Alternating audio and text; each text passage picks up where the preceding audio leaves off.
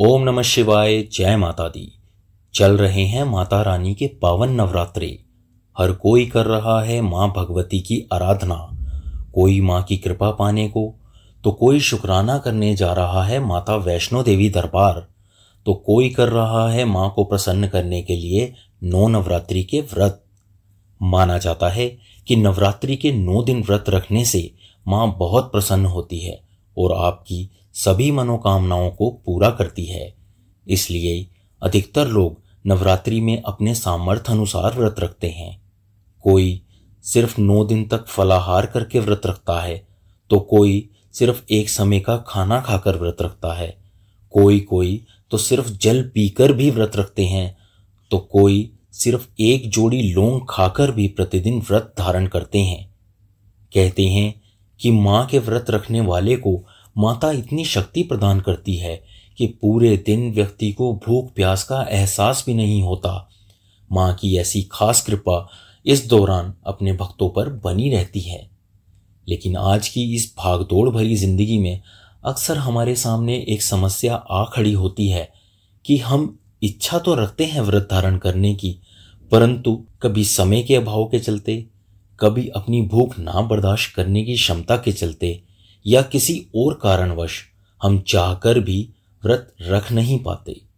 तो आज हम इस वीडियो में बात करेंगे कि अगर आपके साथ भी यही समस्या है कि आप चाहकर भी व्रत नहीं रख सकते, तो आपको ऐसा क्या करना चाहिए कि व्रत ना रखने पर भी माता रानी की विशेष कृपा आप पर बनी रहे और आपको व्रत करने का लाभ भी मिले। दोस्तों, हमारे धर्म की एक खास विशेषता ये भी है कि हमारे यहाँ कभी भी किसी को भी कोई चीज थोपी नहीं जाती और ना ही किसी को कोई धार्मिक अनुष्ठान करने के लिए मजबूर किया जाता है, जो कि हमारे धर्म को उदार और सर्वश्रेष्ठ बनाता है। अब अगर नवरात्रि के 9 दिन आप व्रत रखते हैं तो इससे अच्छा तो कुछ हो ही नहीं सकता। लेकिन किसी भी कारणवश अगर आप ऐसा नहीं कर सकते तो भी इसमें परेशान होने वाली कोई बात नहीं है। अगर आप 9 दिन व्रत नहीं रख सकते तो आप पहला और आखिरी व्रत रख के भी एक जोड़ा पूरा कर सकते हैं। आप चाहें तो कोई भी 2 दिन एक साथ भी व्रत रख सकते हैं, जैसे पहला और दूसरा व्रत रख लिया या आखिरी के 2 व्रत रख लिए। मतलब आप एक जोड़ा किसी भी तरह से पूरा कर सकते हैं अपनी व्यस्तता और सामर्थ्यता को देखते हुए। शास्त्रों के अनुसार आप त्रिरात्रि यानी 3 व्रत, पंचरात्रि यानी 5 व्रत और सप्तरात्रि यानी 7 व्रत भी रख सकते हैं। यानी जैसा जिसका सामर्थ्य, जैसी जिसकी श्रद्धा, वो वैसे उस हिसाब से नवरात्रि व्रत रख सकता है।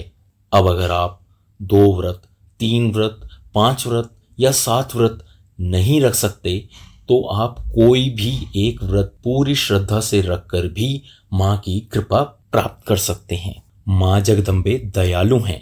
वो आपकी श्रद्धा, विश्वास और मजबूरी को भली भांति समझती हैं। उन्हें कैसा भी, किसी भी प्रकार का कोई दिखावा पसंद नहीं है। लेकिन भक्तों, अगर आप किसी भी वजह से एक भी व्रत नहीं रख सकते, तो आप ऐसा क्या कर सकते हैं कि आपको तब भी व्रत रखने का फल प्राप्त हो जाए। जी हाँ, आप व्रत ना रख कर भी व्रत का फल कमा सकते हैं। अब इसके लिए आपको क्या करना है वो जरा ध्यान से सुनिए। आपको शाम के समय एक थाली में बिल्कुल शुद्ध सात्विक भोजन लेना है, जिसमें कोई प्याज या लहसुन ना डला हुआ हो। भोजन केवल घर का ही बना हुआ होना चाहिए और भोजन को बनाते समय शुद्धता का खास ध्यान रखा गया हो। रसोई में जहां ये भोजन बने वो भी पूरी तरीके से साफ और शुद्ध होनी चाहिए। अब आपको इस थाली में से माँ भगवती को भोग लगाना है और उसके बाद ही आप इस भोजन को खुद ग्रहण करें। ऐसा करने से आपका एक निरंतर व्रत पूरा माना जाएगा। बस ध्यान इस बात का रहे कि जिस दिन भी आप ऐसा करें, उस पूरे दिन आपको सुबह दोपहर तक दूध, फल या सिर्फ सात्विक भोजन ही लेना है और सफाई एवं शुद्धता का खास ख्याल रखना है। फिर चाहे वो खाने की हो, शरीर की हो या घर की हो। दोस्तों, एक विशेष बात आपको बताना चाहेंगे कि आप जो भी व्रत करें और जितने भी व्रत करें उसके लिए आपके मन में पूरी तरह से सिर्फ श्रद्धा होनी चाहिए, ना कि आप सिर्फ किसी कामना के चलते व्रत रखें। यानी हमें जो भी व्रत रखना है वो निस्वार्थ भाव से और पूरी श्रद्धा से रखना है, तभी हमें उसका सच्चा फल मिलता है। तो दोस्तों, आज की इस वीडियो में बस इतना ही। आशा करते हैं कि वीडियो आपको पसंद आई हो और आपके सारे सवालों के जवाब आपको मिल गए हों। ऐसी ही और महत्वपूर्ण जानकारी के लिए हमारे चैनल को सब्सक्राइब करें, वीडियो को लाइक और अपने दोस्तों के साथ शेयर करें। माता रानी की विशेष कृपा आप सब पर बनी रहे। इसी के साथ ओम नमः शिवाय, जय माता दी।